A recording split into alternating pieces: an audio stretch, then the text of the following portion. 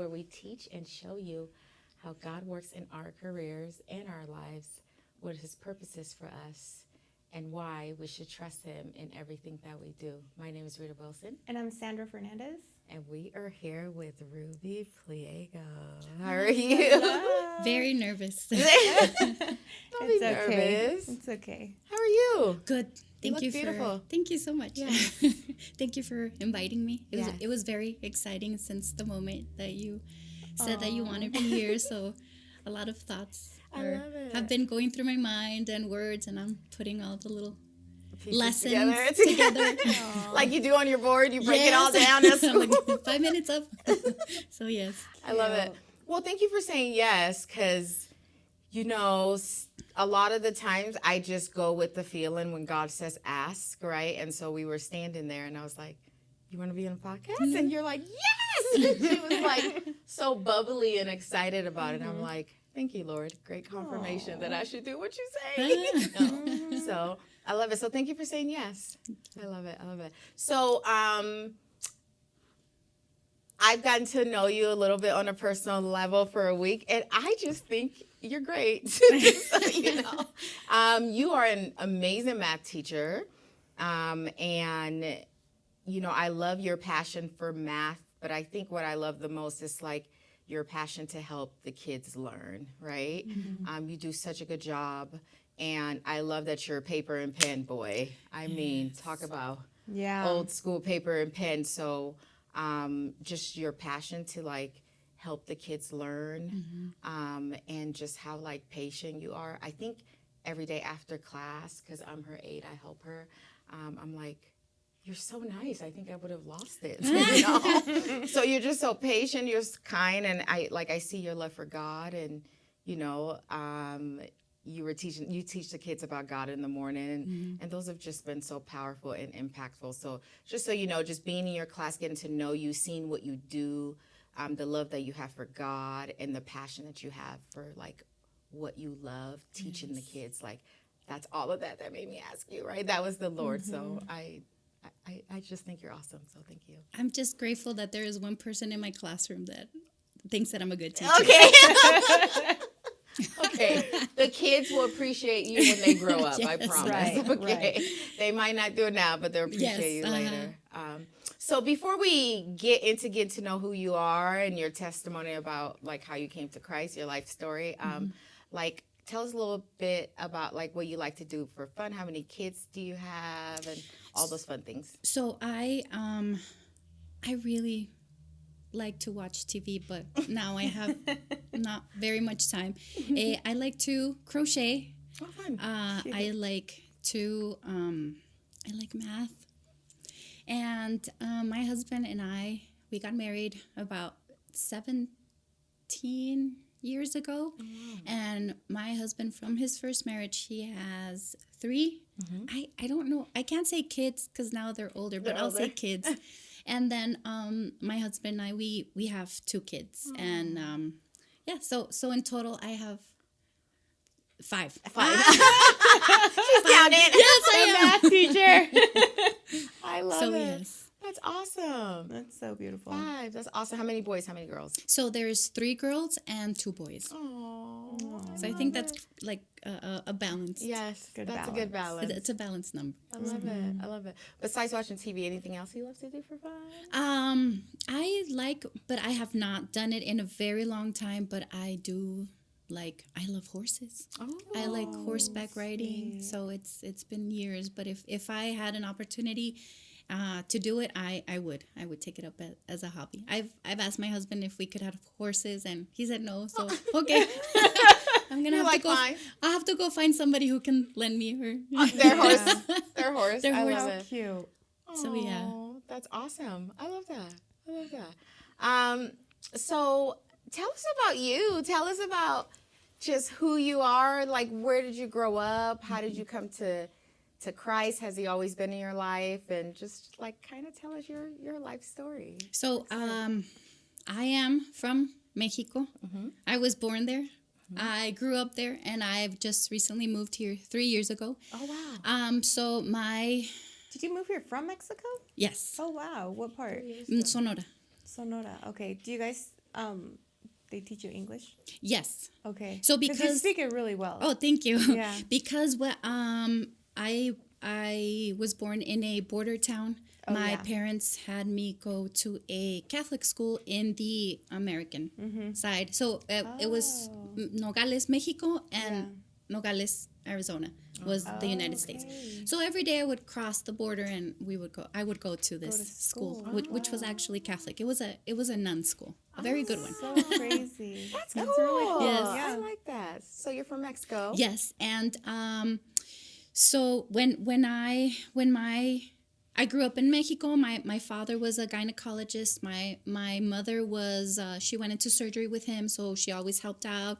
I was actually born in the clinic my dad had that was next to my house. So my dad was my mom's doctor, and he Wow, saw me that's when I so was cool. born, and so that's pretty amazing. And moving fast forward, when my husband and I married, we moved to this place called Guaymas in Sonora also. And we lived there for 13 years. And when I got there, I really had nothing to do. I was just stuck in my house and I had no friends. I knew nobody. I cried for a year every day. It was bad, but I think I got over it.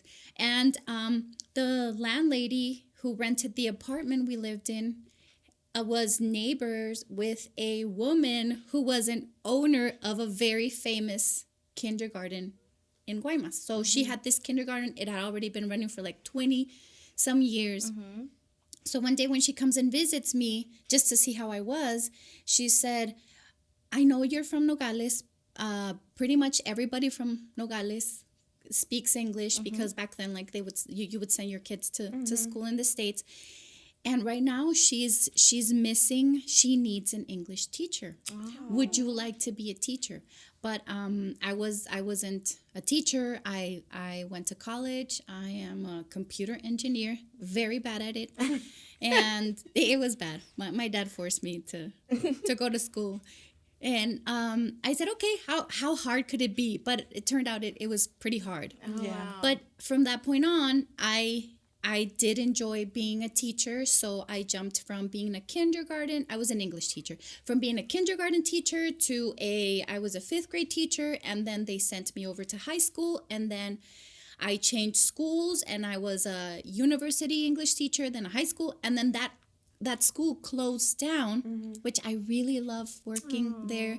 It was by the ocean. Guaymas is by the ocean, and it was just so beautiful. You would come out of like I was upset at my students, but I came out and like I saw the ocean. It was like very nice. So they closed down that, and there was a teacher who was my really good friend, and she said, Rubiecita, there is a position for middle school, but we all know middle school is a big no-no. Yeah. So I said, no, gracias. She's like, you should go. And she was a big influence because she helped me. She really, like, I learned a lot of stuff from her. Mentor. Yes, she was. She was, as an English teacher, she was so good. So she's like, go apply. Just go try. Okay, so I went, and this school my last school that I worked in, Guaymas, it wasn't a Catholic school. It was a Catholic oriented school because there were no priests or nuns giving classes, so it couldn't really be a Catholic school. That was the explanation that I understood. So I started working as a middle school teacher and English teacher, and I really enjoyed the age. I really enjoyed how the kids are not like adults, but at the same time they're not that small, so they're at an age where like you can joke with them, but at the same time you still have that authority to just say, hey, this is not done.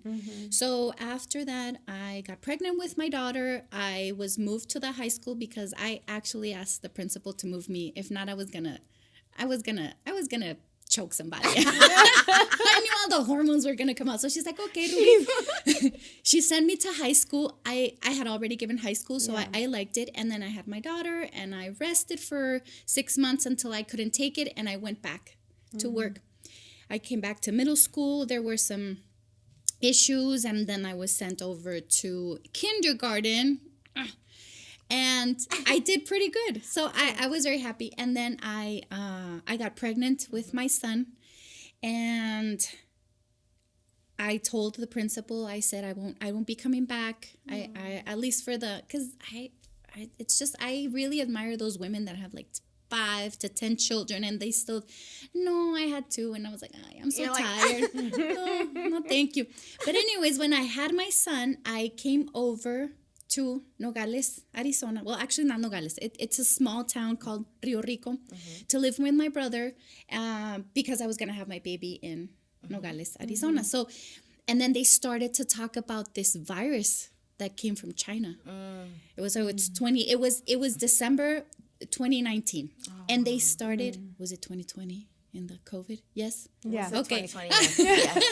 Yes. So they started to talk about this virus that came from China, and people were buying their face mask and gloves and antibacterial. So it was all getting crazy. And so we heard about it, but Nogales is so small, nothing ever happens. So when I had my son, it was already climbing up. We go back to Guaymas. I go back to Guaymas. My daughter is in the school that I taught. Spring break came, and after spring break, they closed down. They said, we're not coming back. This is a global thing. Everybody's closing down. So there I am with my baby and my daughter just in my house. I was very scared. My husband wasn't. So he would, his work would never close down.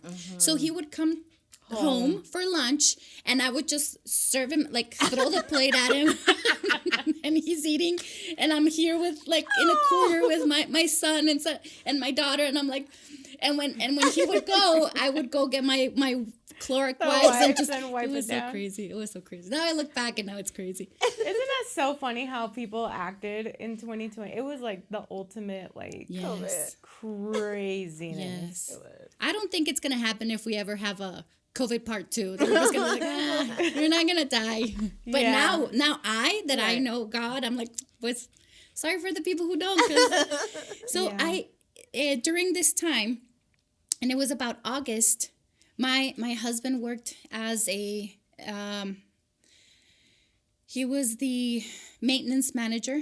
So he took care of all the machines, he fixes them, he has people under his who work for him, and they're going around fixing machines. And he came, I was sleeping in another bedroom and he was downstairs because the baby would cry. So I thought it wasn't fair that he would be waking up. Right. So we were, my daughter, my son and I were sleeping in another room. So he comes in and it's very early morning, like 2 a.m. And it had happened before. He told me, Ruby, I have to go.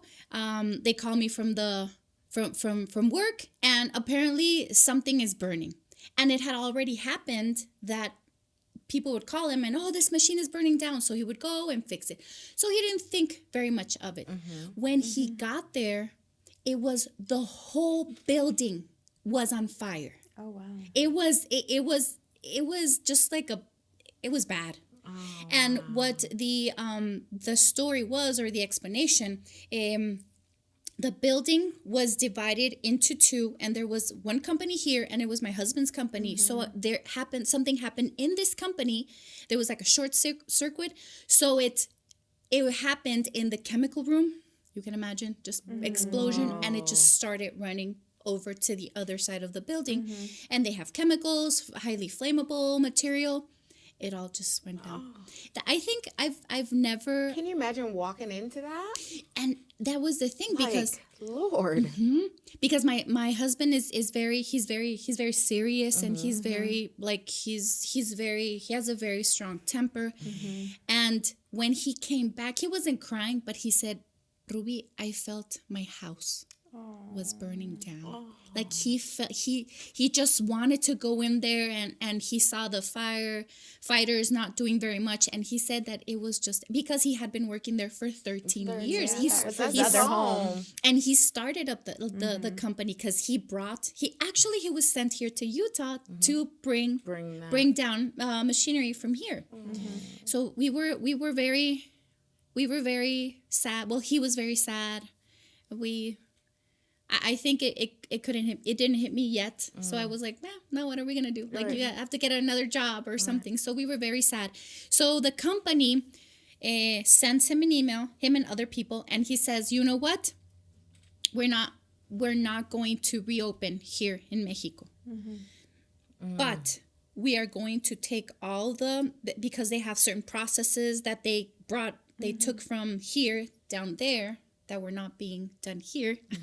So the owner decided to reopen those processes here in Utah. So what he did is that he brought the people from Mexico Look at that. over here to Utah. Look at That is that. so cool. So this is how we ended up here in Utah. So when my husband told me, he said, Rubi, they're asking me to go to Utah. You're Where? like, Okay. So I didn't know there was a Utah because I went to school in the States. But Right. is it what is a What Utah? what He's is like, Utah? well, my job. And like, okay. you're like, Uh-huh. So we know that it was nothing here. So that's what we knew. But Yeah. I'm surprised. let me ask you a question. Like, there's people here. There's people here. You're like, what? Okay, what?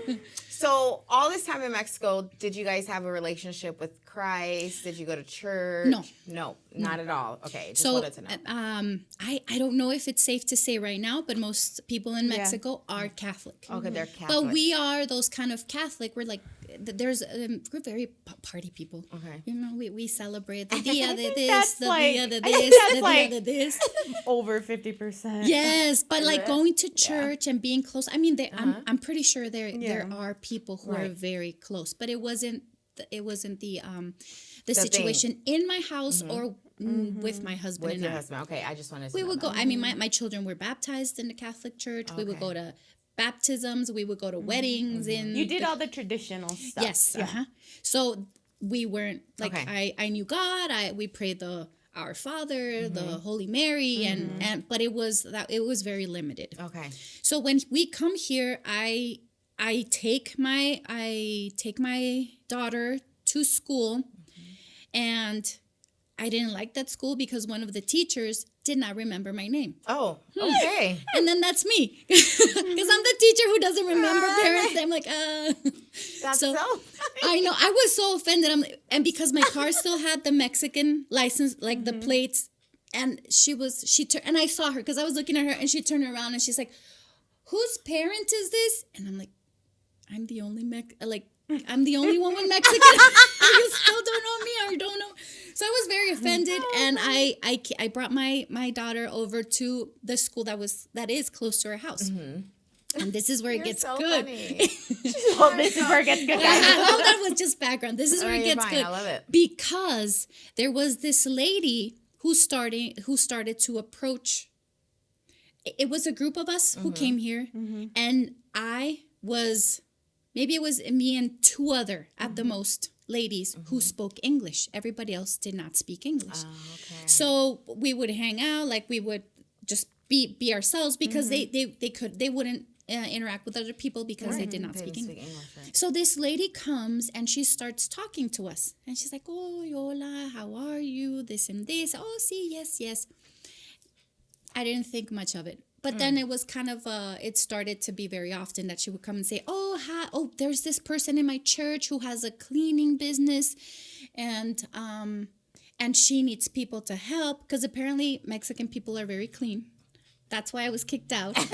I'm not very good at cleaning my house. So, and She's like, I'm not a so stereotype. like, you have to leave Mexico. So no, and she told, That she's is like, so funny because they are like obsessive. yes. And I mean, I think it's just that we are very movidos. Yes, Like all the time. You know what? I would rather go clean somebody else's house. then clean In yours. your own house. Like, why is this a mess? I know. Meanwhile, my Your house is kitchen's always like a clean. mess. I'm like, It's oh. always clean. My house is clean, but I've it's always not clean. like it could get messy too. I've gone to a couple of houses and I'm like, house is always clean. Oh, no, I wouldn't do that. But it was just like, oh yeah, and I'm cleaning. I'm like, what is this? It's because it's so instilled in you that you're like clean. Right. Yes. But when you're at your own place, you're kind of like, Yeah, I'll do it tomorrow. Yeah, yeah. So she's inviting us, and that chapter, the cleaning chapter, because Yeah. apparently it didn't work. Because we You're can't like- work and this and that. So this lady starts talking to me, and she's like, "You have to come to my church." I'm like, I know this crazy lady. I think that's a lot of people's response, though. Yes, because You're like, no. I've had previous experiences with Christian. I lived with Christian people. So my dad forced me to be a computer engineer because he gave me the chance to be a dentist, and I failed all my classes. I just partied all the time. And he's like, you're crazy if you think I'm going to pay for you. You're going to come back and you're going to do what I do. So, but I was living with a Christian lady, and her husband was my cousin. I mean, it was a young marriage, but she was just so, like, not mean. I look back and I say, well, Ruby, maybe you could have done better. But she was just like, there was something about her. Or maybe I think maybe at that time it was me.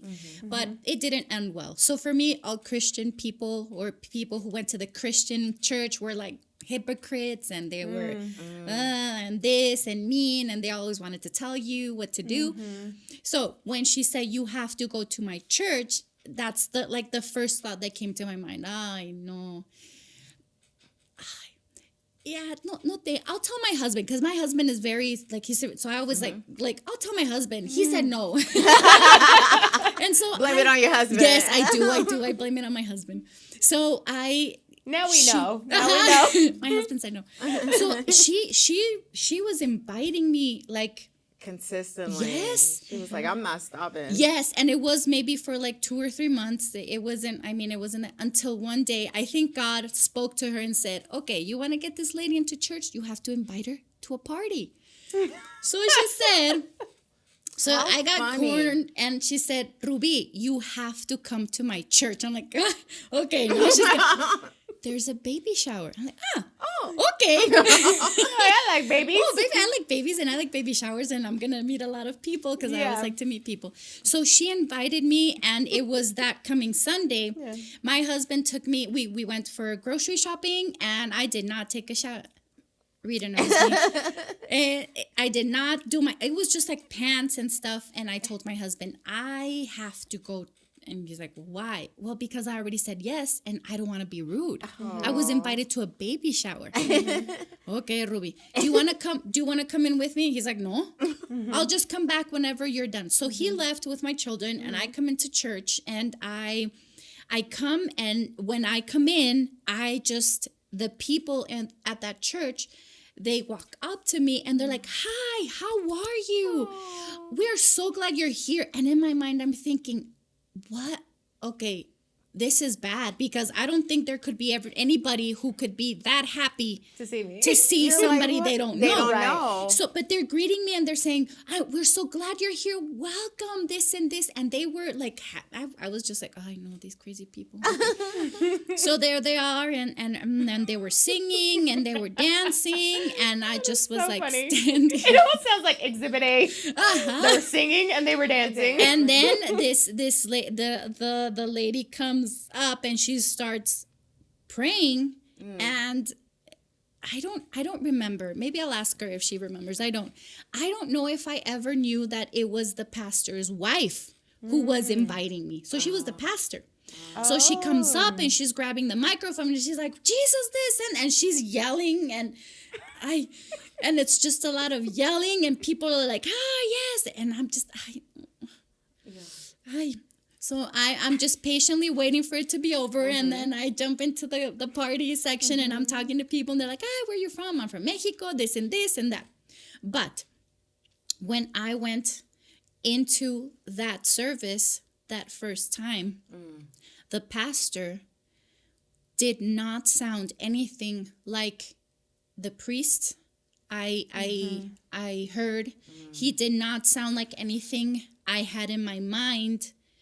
But he was speaking about things that my mom would tell me, but she would tell me in a worldly way. Like, speak to the universe.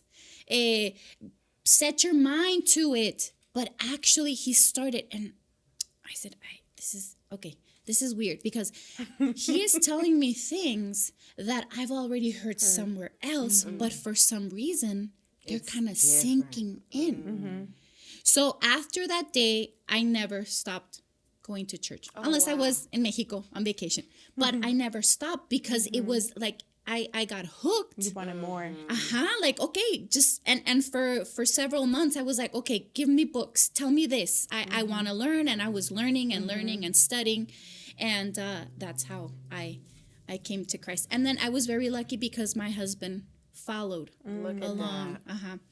Because the pastor has a very, I like to say, logical way of thinking, because I feel God is logic. God is common sense. Yes. If not, none of this could exist. Right. So yeah, that was how I.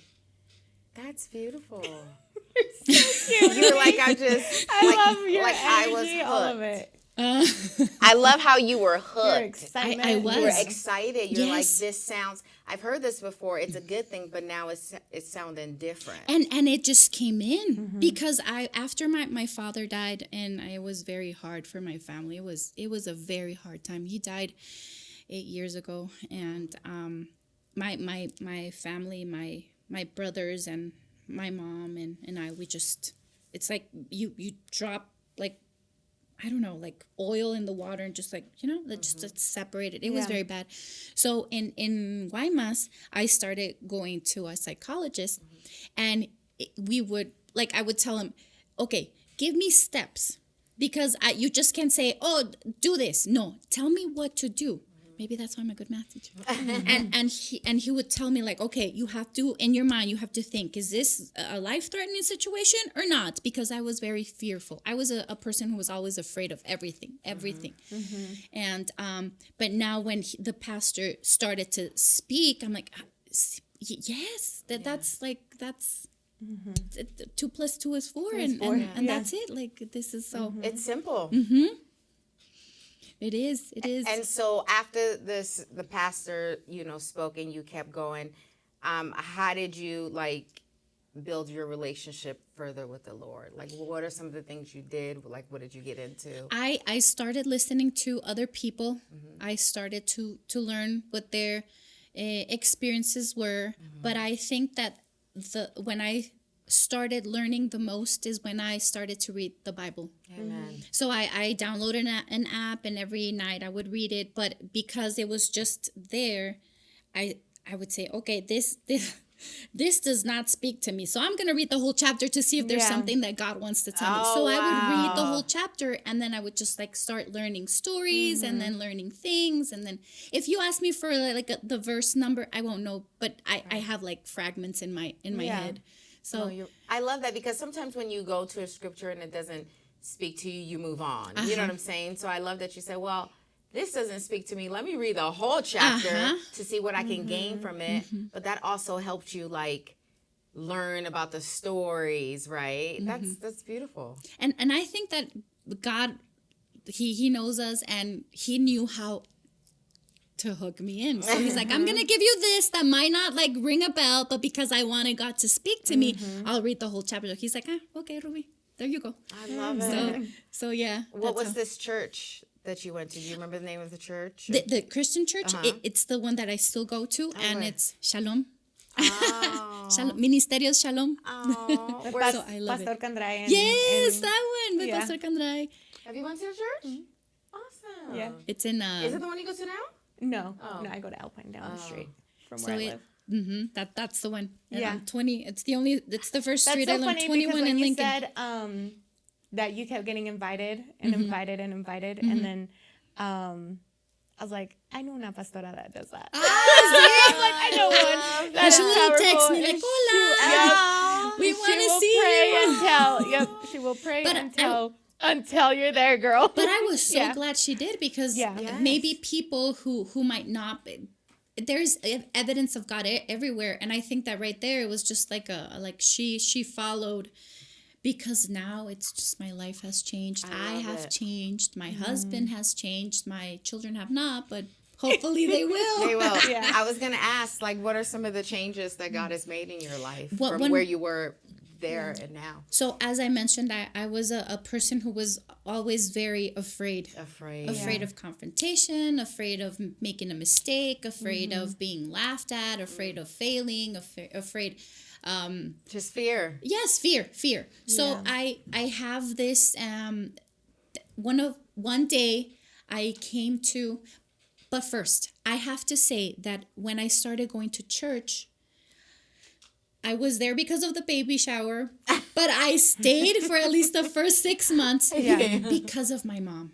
She's in Mexico, and 3 years ago she had a brain stroke, so she lost like her speech. She can't speak, she can't move, so we have to have somebody taking care of her constantly. And I feel that was one of the things that I held on to God for, because it was just like I'm the smallest of four, so I was very close to my mom, and just being, even when I told her, Mama, I'm gonna go live to Utah, I could tell it was very hard for her too. So I was separated from her, and I was just constantly very worried, and when the nurses wouldn't get there, I would just become a zombie, and nobody talked to me, and I just couldn't think. So I think that was one of the reasons that I held on to. So there was this person who came to the church, and in the Catholic Church, we don't, well, I say we, in the past, we don't know about deliverance. We know about exorcism. So for me, it was something new, a new concept about having spirits inside of you that you had to take out. So I think that throughout everything I learned, I came to discern that my mom had those spirits from generational curses, from doors that she opened. So I knew. And there came this lady who was, her ministry was deliverance. And I said, okay, let's just give it a shot. So I said, oh, you know what? I think my mom needs deliverance because she's sick and this is happening. And the lady, she asked me, what about you? I'm like, what do you mean, what about me?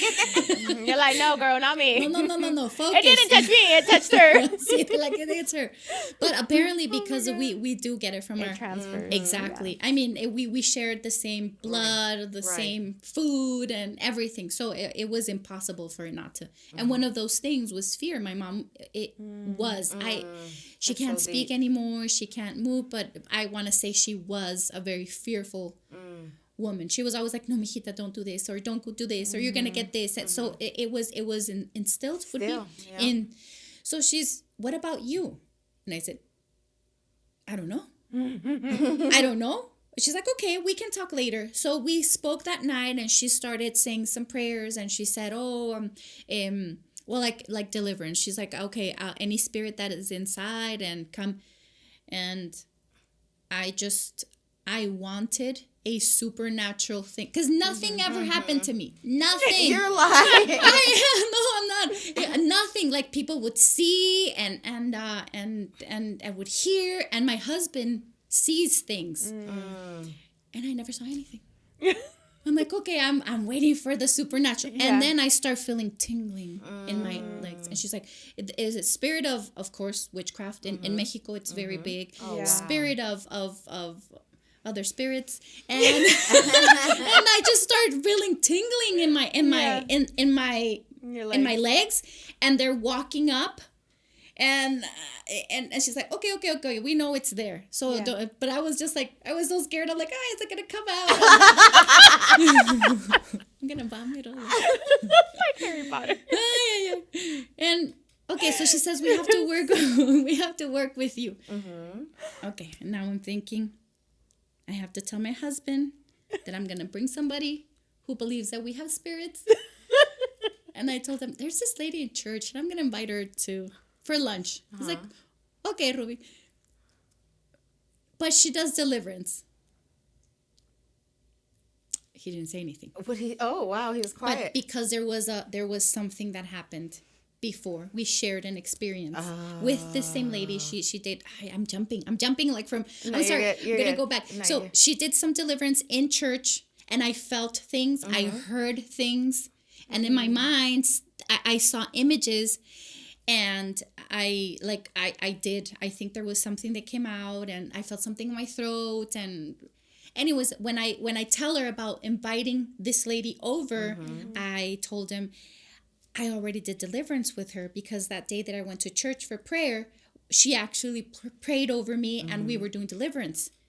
And I felt this, I don't know if I told him, I don't remember, but he said he was at a baseball game, and he said, this is very weird, because I was at the baseball game, and then I felt something in my throat. And he's, you know how guys do. I'm not going to do it. But he's like, he thought he had swallowed a moth or a fly, but he felt something in his felt throat. what was happening with you At the same Wow, that's time. so So I said, crazy. what time? I don't, well, no, it was about this because he's very smart. He knows everything. He remembers everything. And he's like, it was about this. Told him at that time I was getting deliverance and I felt the same thing. the throat. And when I came out of prayer, my children were being looked at by somebody else. And my daughter said, Mama, I have to vomit. I feel something in my throat. It's hurting. Oh, So it was my wow. husband, me, and my daughter Get it feeling all the out. same Yeah. thing at the same time. So when he told me and I told him, that's when he You were he said, able to put it together. Yes. So I'm like, this lady. And he's like, okay. So they come over for lunch and we're talking like, hi, see, how's the family and stuff like, until the lady goes like, okay, we have to get at it. The Holy Spirit is telling me that we have to. So we start deliverance. That afternoon, my husband took something out of my mouth. And it just, I believe and I know that was the spirit of fear. Because after that, I saw that I changed me. Amen. But he said he went like this and he yanked and I felt it come out. But it was like, I have it here. And after like they left, we were talking and I told him, how do you know? And he said, there was a voice in my head that said, pull it out. Wow. And his hand just went like this. I'm like, if it would have been two, he would have smacked me in the face. But he said there was a voice, pull it out. And he pulled it out. Wow. And I feel that helped him because if he wouldn't have experienced it as a man, you're like, I love girl that stuff. you guys are experiencing it together. See? And I love that as a man and as your husband and as the leader of your household, he was the one to And at that point, there was a voice in my because when I was doing deliverance in church, there was I had something in my head. First of all, I thought, okay, I'm not gonna go crazy, and I'm not gonna do everything that I'm feeling, because then I'm gonna look like I'm exaggerated. Because I was like in my mind, I was like, close your eyes, cover your ears. But the lady told me, she's like, anything you want to say, you're thinking, do it so that I can know what's going on.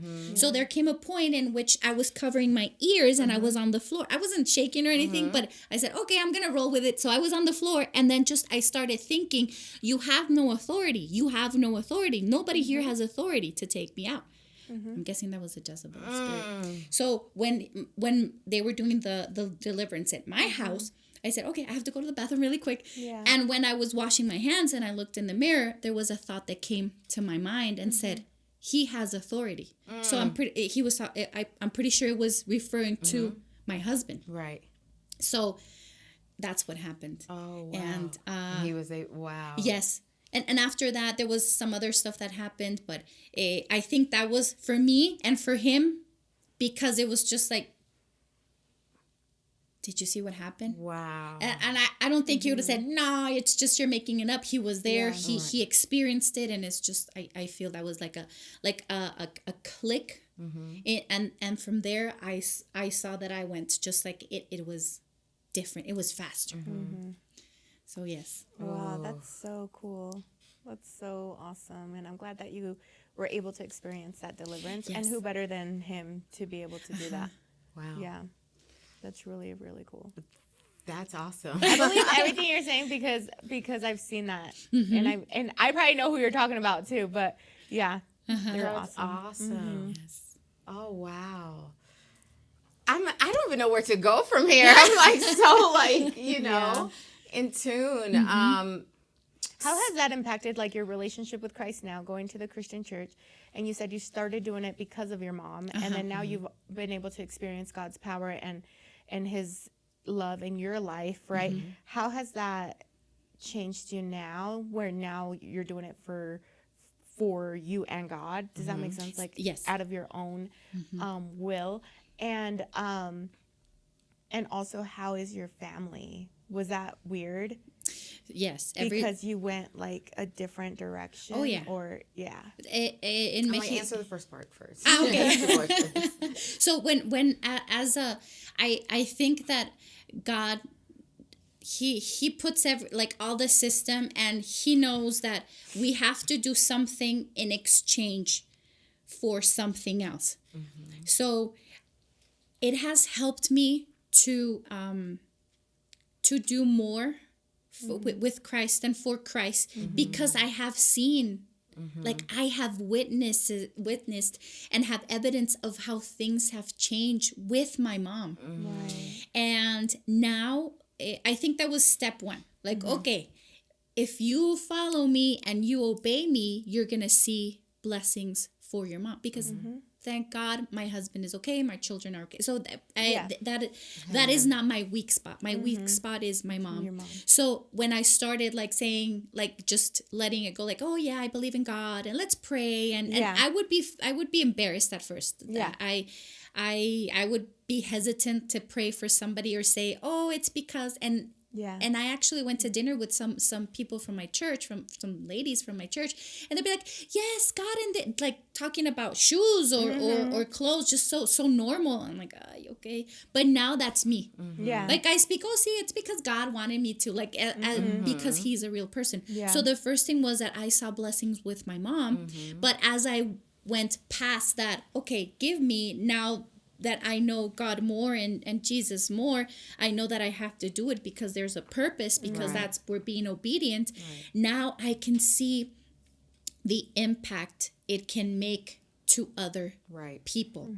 I had this there gets a point where you're tired of things happening, like the nurses wouldn't show up, but thank God they did, or this happened, or my mom got sick, and there comes a point where you say, I can't. Like, it's just, and it's too much. But I was very fearful of God, and I didn't want to make him upset. So I was like, God, what are you trying to teach me?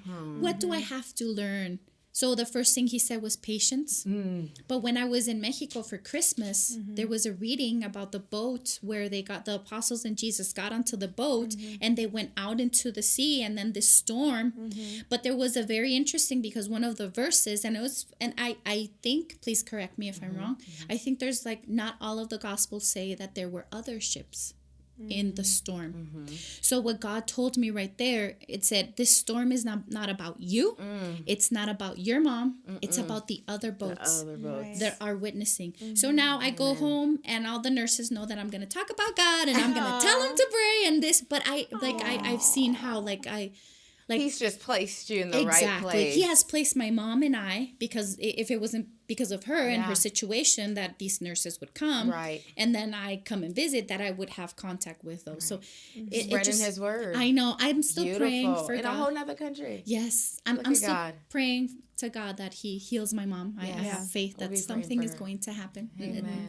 But meanwhile, he's like, this is a storm that is not for you, but it's for those other boats that are in the sea with you, and they're watching, and they have to witness, because if not, they won't believe. So unless you're they're the example. Beautiful. So yeah, that was, and the second question was that, I'm sorry, I forgot. No, you're good. So just like your own personal relationship, and then also how has that affected your family dynamic and like switching / going in a different path, because I know that can be kind of hard sometimes.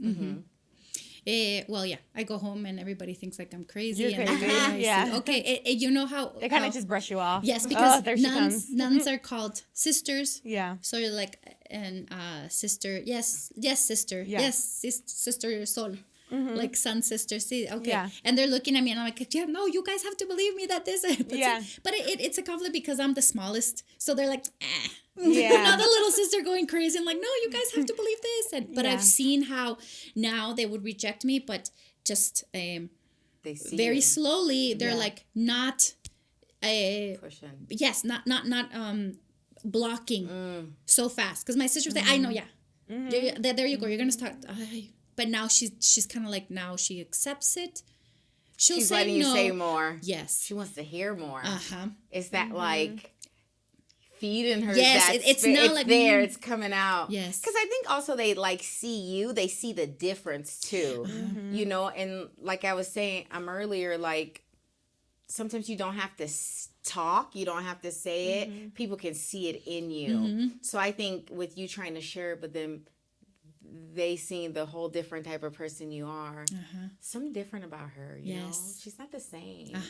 Yes, and one of my siblings, my one of my brothers, we went when we went to for Christmas, my husband and I both shared. And what my brother said is that if he wouldn't have said it, I wouldn't have believed it, because they know how serious he is, and he doesn't joke around, or he's just like very.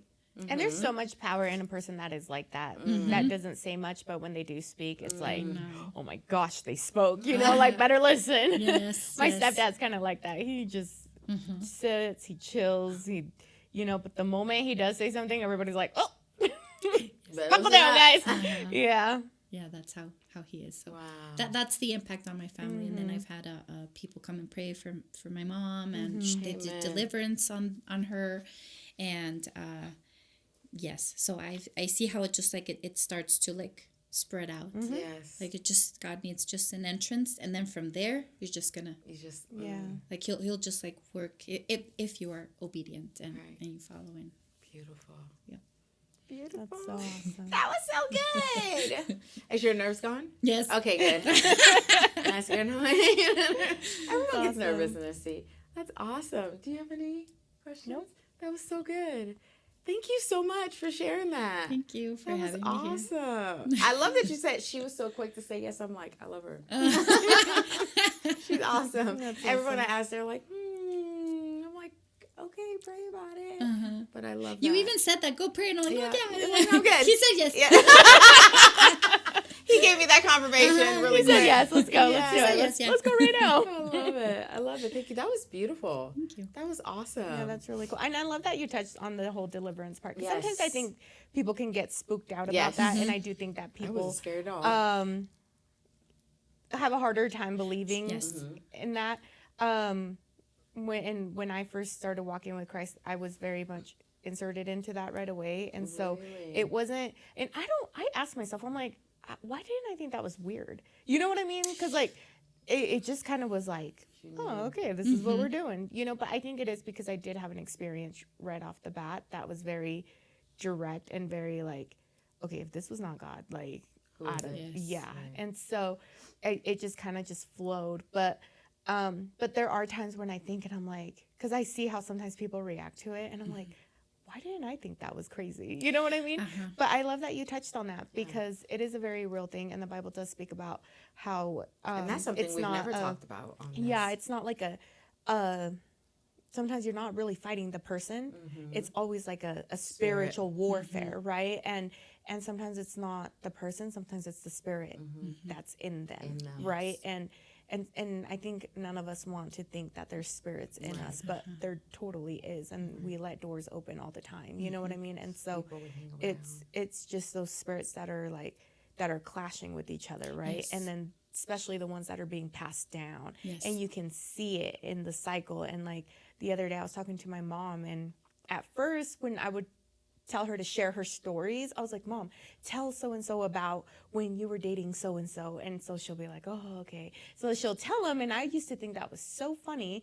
And then the last time she did it, I think it was like Christmas, or I don't know, sometime not that long ago, she was talking. And instead of thinking it was funny, I was like, oh my gosh, I do the same thing, And that was just an instant like, wow, we need to like break that, because we can't live our lives like this. You know what I mean? Yes. And instead of just being like a ha ha ha thing, it was like I talked to my therapist, so she's also Christian, and I was like, Rita, you'll never guess what happened. I was talking to my mom, and then she's so funny. So we started talking about it, and she's so sweet. She'll pray with me and stuff too. But anyways, yeah, I'm very happy, and I'm glad that you brought that up, because it's a very real thing. I feel that because it is the Mexican culture. My father would talk to me about los nahuales. Yeah. which was a pig spirit who would appear to the people who usually were drinking. Yeah. And he would tell me these stories. And he would tell me the stories of La Llorona. And I mean, it's very, if you go to Mexico, it's very common for people to go like, and I had a crystal, like a quartz. People buy quartz and they have this, and then I used to make bracelets, the red bracelets. Oh yeah. And so it's, for me, it was nothing that was unknown. Okay. I knew about this, but like you said, at first I was like, so funny. But now that I'm close to God, I say, this is serious. Yeah. This is very serious. Yeah. Because the only thing you would get scared of is if there was something that popped up and you got scared. Yeah. But now, like, when you know that it's something that you can introduce into your life and the life of your children and the life of your family, It's a fact, then right. it's a whole different, It like, changes. so there's certain, I don't know if this happened to you, but there's certain movies that I never liked watching horror movies I don't because do scary movies. I always thought they would put stuff in your mouth. does. But again, it's like a portal, Yeah. and so I feel that maybe that's why I did not reject the idea, because it was common. I had a person do witchcraft on my daughter, and she did an egg clean. Yeah. It's very, or the evil eye, like when somebody like looks at a baby and they can't touch it, and like it's very common. Yeah. It's something that is not unknown. So I think that helped me to transition into it more easily and accept it. Accept it. So yeah. And you know Because what? you've Now kinda that you been say there. that, I think that's very true too. Because I grew up like that. Like even with my son too, I would take him back to Mexico and they would do all sorts of stuff. And I was like, I don't know if I like that. You know what I mean? But it's what they do. It's normal. You know what I mean? It's culture. But you don't think nothing you don't of think it. anything of it. It's literally your baby's sick, you run an egg, you do all the voodoo stuff, and then you call it good. You know what I mean? And it's interesting because you do it, but you do it on the dark side. So the only thing that we have to do is to like flip it over, Right. and now do it in the light, like praying to God, and that's now one of the things that I do with my children. But it's true, like, oh, this, and then they'll go like the little. Right. Yeah, yeah. Wow. Very, very true. That's crazy. You guys can relate on that level. Yeah. I wanted to touch on a little bit what you were saying, like how you don't sometimes know you're doing something until you like see your parents doing it and then you catch on to it. Because sometimes that's just kind of like what we know, right? Right. Because I know like when I was going through therapy, I was blaming. I started kind of like blaming my mom for me having this like never quit, like be strong type of attitude, right? Because when we were in Africa and we were in the war, you know, she used to say, be strong. Like if you're running from the rebels and you're lost and you can't find us, you got to be strong and you got to pray, right? She instilled prayer into me, but this be strong, I've been carrying my whole life, but it's also been like negative, right? Because like, I feel like I need to be strong for everyone and everything, and even in bad situations, to the point where it like breaks me, right? Like even when my relationship wasn't at the best, it's like, well, you need to be strong, you know what I'm saying? And so, you know, I went to a Christian therapist, and one of the things he instilled into me is that like you can't be mad at your mom because that's all she knew. You know what I'm saying? Yes. And sometimes we go back and we have this resentment because we pick up these ways from our parents, but that's our parents giving us their best, right? And so when he switched it like that and say, that's why we have God, right? That's why we have Jesus. That's why we have this direction, this guidance. When anything's happening in your life, like whether it's your family or your marriage, like get on your knees. And I've learned that at a young age because we prayed a lot. And now that I understand it, like whatever's going on, I'm like, Lord, I have no control, okay? And she knows I'm the person, like I want to fix it, I want to make it right. Let's do it, let's fix it, let's put it together. And when I let go and let God, Miss Pliego, like my life is completely different. And we talk about this sense of peace, like completely took all of my problems, my insecurities, my depression, my unsurety of myself, you know, the insecurities when I look into the mirror of myself, or I'm not a good enough mom, or I'm not the best of a friend, or the best wife, right? Like all of those, what people might think about me, or if I'm doing this, or how my marriage needs to look a certain way, or this image. I took all of that and I put it on the feet of the Lord. I gave it to him. I completely gave him all of my worries, and he took it and he turned it into something beautiful. Yes. And that's where the peace comes from, when you truly trust the Lord. And so I, you know, once I was done that therapy, so I was like, wow, this was powerful. This is church, but that's why we go to Christian therapists, right? You know, and that just kind of like made me think about this, because it's like, it's not our parents. That's all they knew, right? And they're just trying to do their best. Right. But generation, right? Like you said, generation, that's why, like, you have to be the change. Exactly. You have to work on yourself first. You can't worry about everybody else. It's you and God, right? And God is pursuing you just as much as he's pursuing the person you don't like or they don't like you. Exactly. He's pursuing us all. So.